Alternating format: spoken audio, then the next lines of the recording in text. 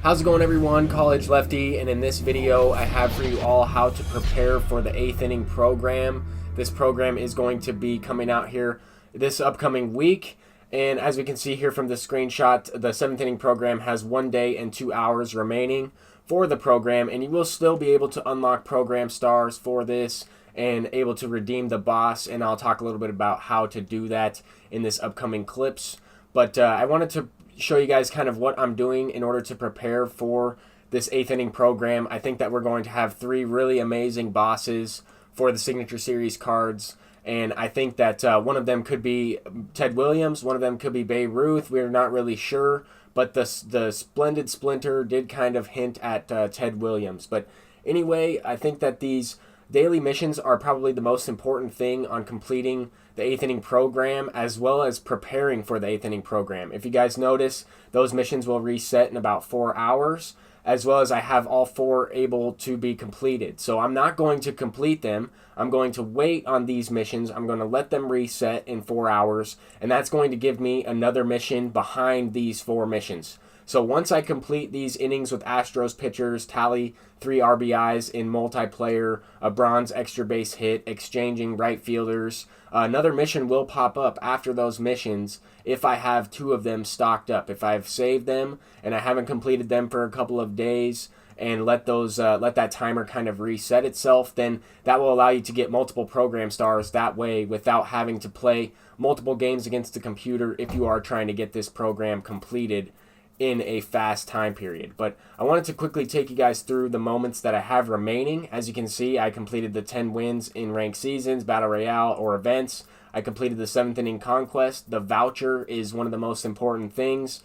And then, of course, the signature team moments allowed you to complete the 7th inning program faster than any other program.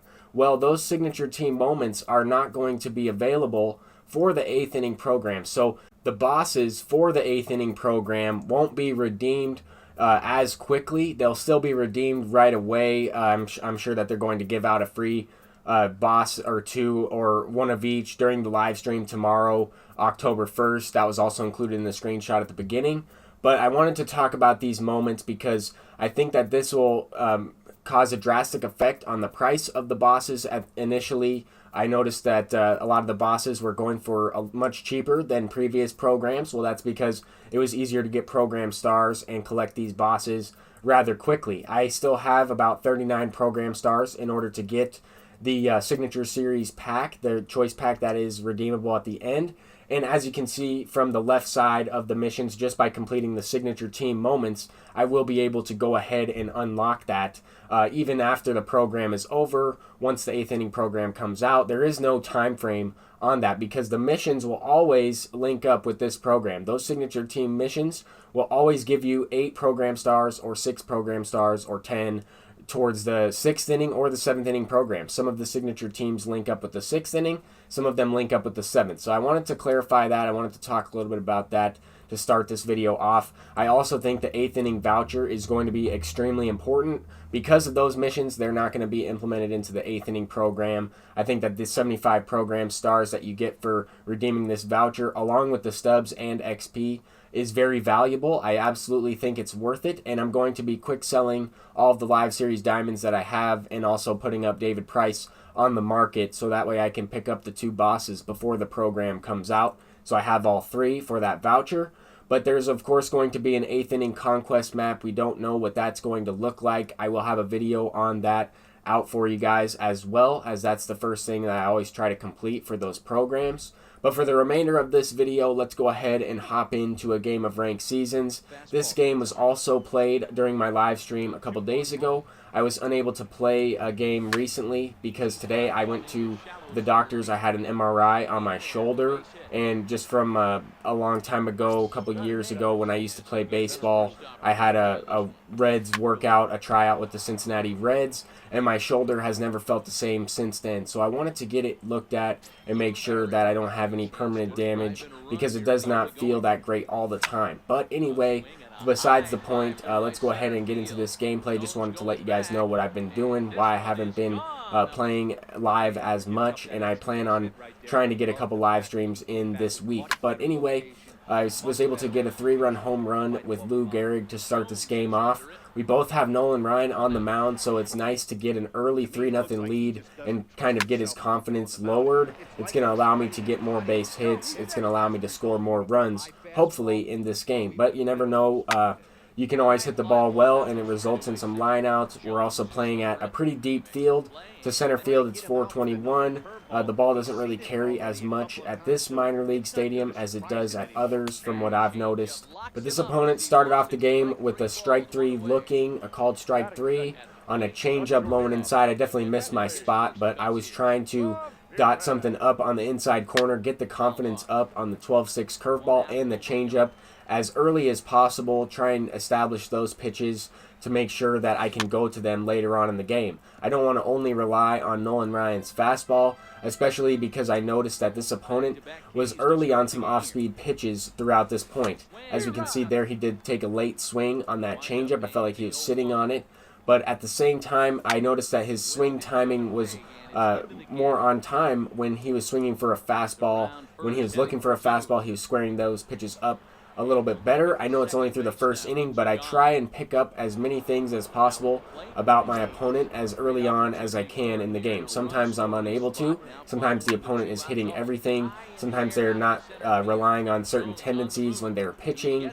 And sometimes I get too predictable with my pitching. So I have to keep some things in mind and try to have a nice approach when playing a different opponent. I mean, each time you go into a game, you want to have a nice approach, you want to have good at-bats, you want to be able to attack the zone, and you want to be able to get confidence up on your pitches, because I think that's really overpowered in this game. But as we can see here, I didn't want to spam the 12-6 and the changeup over and over again. I'm going to have to mix in the fastball, and as we see, the opponent is all over it. He is waiting for the fastball, and the fastball, without a doubt, is Nolan Ryan's best pitch.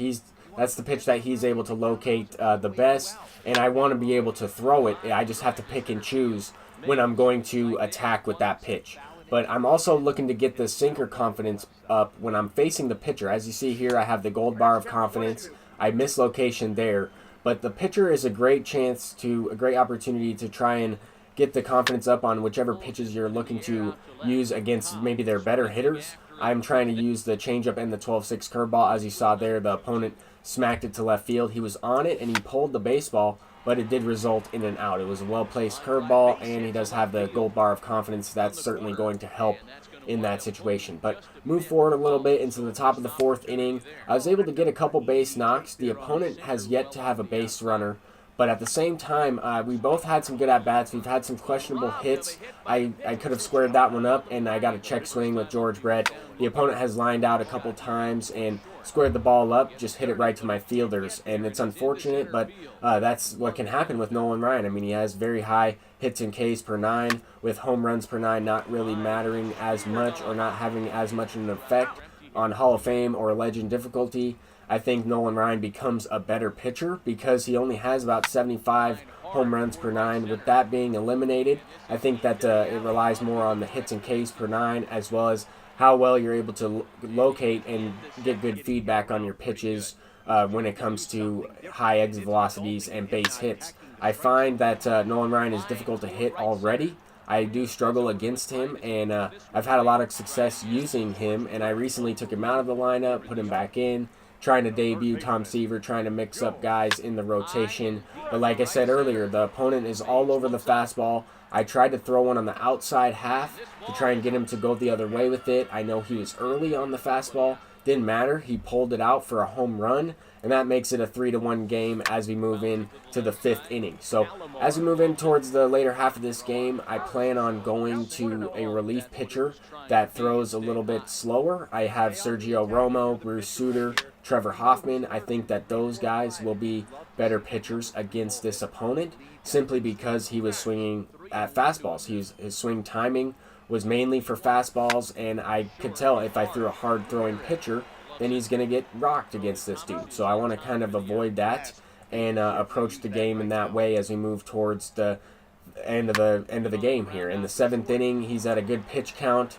I was able to get a nice animation there from Rogers Hornsby. Lockdown shortstop makes the play on Tony Gwynn. I thought for sure if he sets his feet there, that's going to be an infield hit. And I also got a little bit lucky. I mean, a mislocation against Frank Thomas. He smacked that one to left field. I knew he was going to be on the fastball, but I tried to throw it just in off the plate, in off the hands, and try and get him to jam himself. I've been able to do so a couple times throughout this game, but we're in the 9th inning, and it's still a 3-1 game. I've only scored a couple runs in the first inning. The opponent was able to shut me down for the remainder of the game and pitched well with runners in scoring position. As you see here, I lined out. I squared that one up, but it didn't result in a hit. I was a little bit late. After a walk with Griffey, he brought in Felipe Vasquez, who I don't think should be in MLB The Show any longer due to the fact of what he did in real life. Anyway, I tried to pinch hit for Tony Gwynn and hit a home run against him with Frank Thomas, as well as set myself up with Willie Mays to be the on-deck batter. The following batter grounded into a double play, and unfortunate, but I was definitely on top of the fastball over the middle of the plate. But now he's down to his last 3 outs. I'm looking to close this one out and move up into the championship series. I'm already at about 802 rating, and I'm trying to make a push towards that Chipper Jones. I really want to get that card. He seems like he's going to be a lockdown third baseman. Even though I already have George Brett, I still want that Chipper Jones. And hopefully I was able to help you guys prepare for the 8th inning program as we get that dub there. We move up to 822. And only a few games, a few wins in a row from getting that Chipper Jones. Hopefully 4 wins. But thank you guys so much for watching this video. I'm College Lefty, and hopefully I helped you guys prepare for the 8th inning program. Until next time, everyone, peace out.